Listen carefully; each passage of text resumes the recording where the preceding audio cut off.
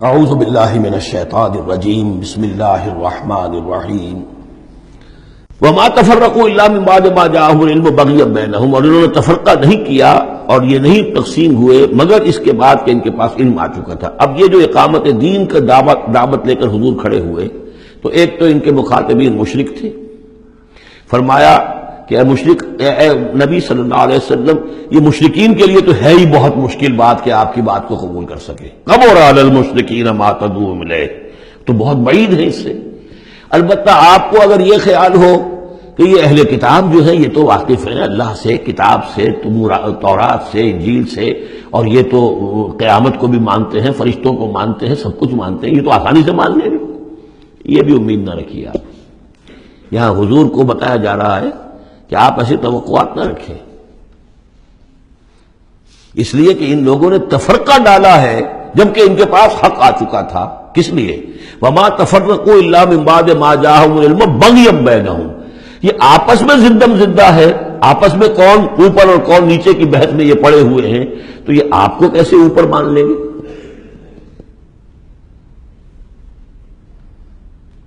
آپ کا قبلہ کیسے مان لیں گے؟ یہ ایک دوسرے کا قبلہ نہیں مانتے، یروشلم دونوں کا قبلہ ہے لیکن ایک نے شرقی کر لیا ایک نے غربی کر لیا۔ جب اہل کتاب جو ہے آپس میں جھگڑ رہے ہیں، لڑ رہے ہیں، وہم یتلون الکتاب، اور جبکہ وہ پڑھ رہے ہیں ایک ہی کتاب۔ قالت الیہود لیست النصارى علی شیء وقالت النصارى لیست الیہود علی شیء وہم یتلون الکتاب۔ تو اے نبی آپ کو کیسے مان لیں گے؟ ذرا توقع نہ رکھیے۔ توقع اگر ہوتی ہے انسان کو تو پھر مایوسی ہوتی ہے۔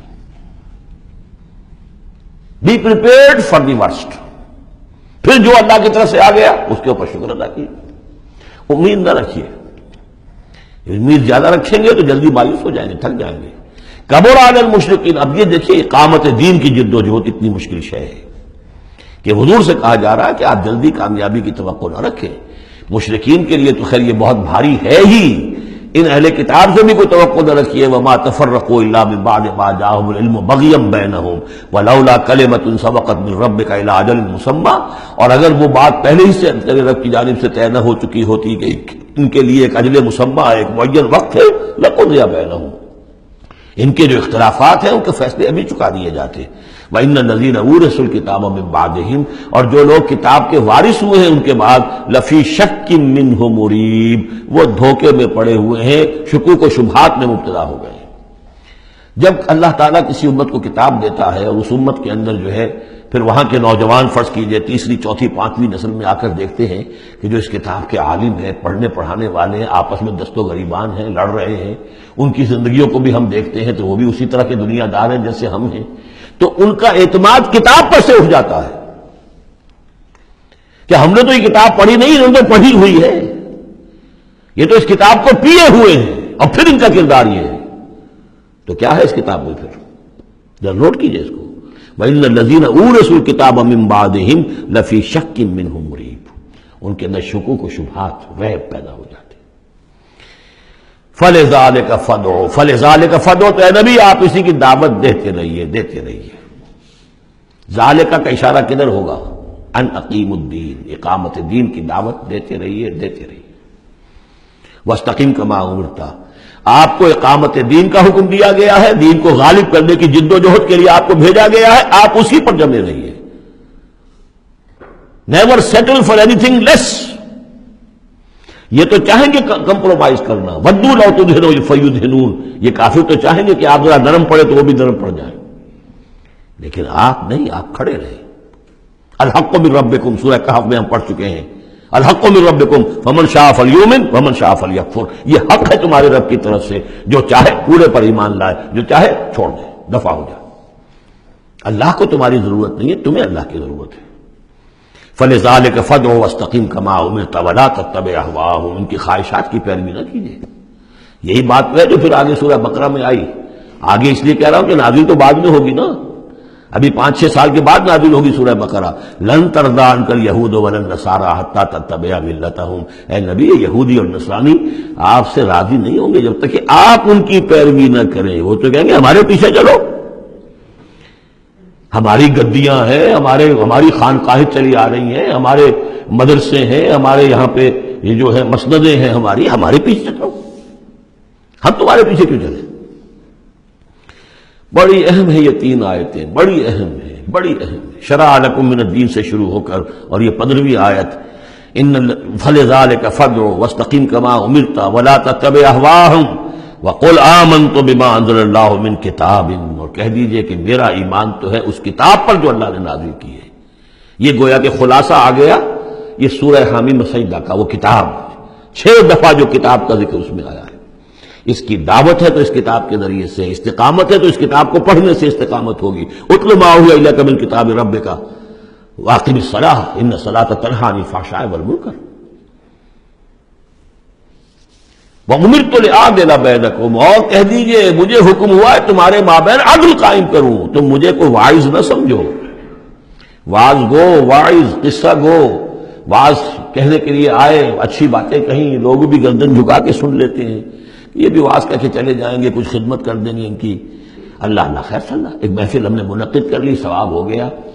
حضور نے فرمایا مجھے حکم ہوا ہے عدل قائم کروں، جیسے کہ حضرت ابو بکر نے کہا تھا، لوگوں جب بیعت خلافت ہوئی ہے تم میں سے ہر کمزور میرے نزدیک قوی ہوگا جب تک کہ اسے اس کا حق دلوا نہ دوں، اور ہر قوی ضعیف ہوگا جب تک کہ اسے حق وصول نہ کروں۔ عدل کو قائم کرنے کے لیے مجھے بھیجا ہے۔ وَأُمِرْتُ لِأَعْدِلَ بَيْنَكُمْ اللہ ربنا وربکم، ویسے اللہ ہمارا بھی رب ہے تمہارا بھی رب ہے، لنا اعمالنا ولکم اعمالکم، ہمارے لیے ہمارے اعمال ہے تمہارے لیے تمہارے اعمال ہے، لا حجت بیننا، آپس میں حجت بازی کرنے کا کوئی فائدہ نہیں۔ اللہ یجمع بیننا، اللہ ہمیں جمع کر دے گا، یا تو اس دنیا میں جمع کر دے گا۔ یہ ان لوگوں سے بات کہی جا رہی ہے جو کچھ نسبتاً قریب ہوتے ہیں، تو کہتے ہیں نہیں اس طرح نہ کرو، اس طرح کر لو، مقصد تو تمہارا ٹھیک ہے، طریقہ کار یہ نہیں، یوں کرو۔ کہیے بھائی دیکھیے ہمارے سامنے جو طریقہ کار ہے ہم اس پر کام کر رہے ہیں، ہمیں وہی صحیح معلوم ہو رہا ہے، آپ کو کوئی اور اچھا لگتا ہے آپ اس پر کام کیجیے، اس میں حجت بازی کیا ضرورت ہے؟ آپ بھی مخلص ہیں ہم بھی مخلص ہیں، مقصد ہمارا ایک ہے، آج نہیں تو کل جمع ہو جائیں گے۔ یا آپ پر واضح ہو جائے گا کہ ہمارا طریقہ کار غلط تھا، یا ہم پر واضح ہو جائے گا کہ ہم نے جسے صحیح سمجھا تھا وہ غلط تھا، جڑ جائیں گے۔ جب تک آپ سمجھ رہے ہیں کہ آپ کا طریقہ کار صحیح ہے، ہم سمجھتے ہیں کہ ہمارا طریقہ کار صحیح ہے، آپ اس پر عمل کیجیے، ہم اس پر عمل کریں گے۔ اللہ ربنا وربکم لنا اعمالنا ولکم اعمالکم لا حجت بیننا وبینکم اللہ یجمع بیننا، اللہ ہمیں جمع کر دے گا، آج نہیں تو کل، کل نہیں تو پرسوں۔ جیسے منی سے چلتے ہیں قافلے، لاکھوں قافلے ہوتے ہیں جو چلتے ہیں، اور وہ 8 9 10 سڑکیں ہیں، سڑکیں کیا ہیں، وہ سب کے سب فٹ بال کے گراؤنڈز ہیں، چل رہے ہیں قافلے، لیکن سب سڑکیں جو ہیں وہ کنورج کر رہی ہیں عرفات پر۔ جیسے جیسے قافلے بڑھ رہے ہیں وہ سڑکوں کے مابین فاصلے کم ہو رہے ہیں۔ تو اگر تو ہماری منزل واقعی اقامت دین ہے تو چاہے ہم اس سڑک سے آ رہے ہیں چاہے اس سڑک سے آ رہے ہیں، آگے پہنچ جائیں گے۔ اللہ یجمع بیننا، میدان عرفات میں تو ہم جمع ہو جائیں گے نا۔ اور بالفرض اگر دنیا میں ہم جمع نہ ہوئے، الیہ المصیر، ایک دن تو آنا ہے نا قیامت کا، جب اللہ کی طرف اللہ کی عدالت میں کھڑے ہوں گے، وہاں تو ایک جگہ ہوں گے کہ نہیں؟ وہاں دودھ کا دودھ پانی کا پانی علیحدہ ہو جائے گا۔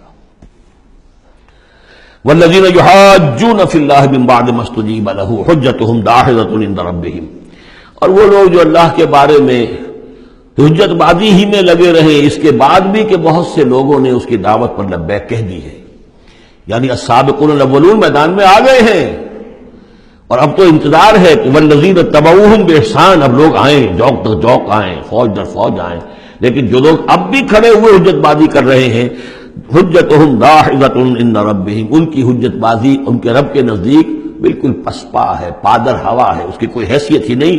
وعلیہم غضب، اور ان پر اللہ کا غضب ہے، ولہم عذاب شدید، اور ان کے لیے سخت عذاب ہے۔ صدق اللہ العظیم۔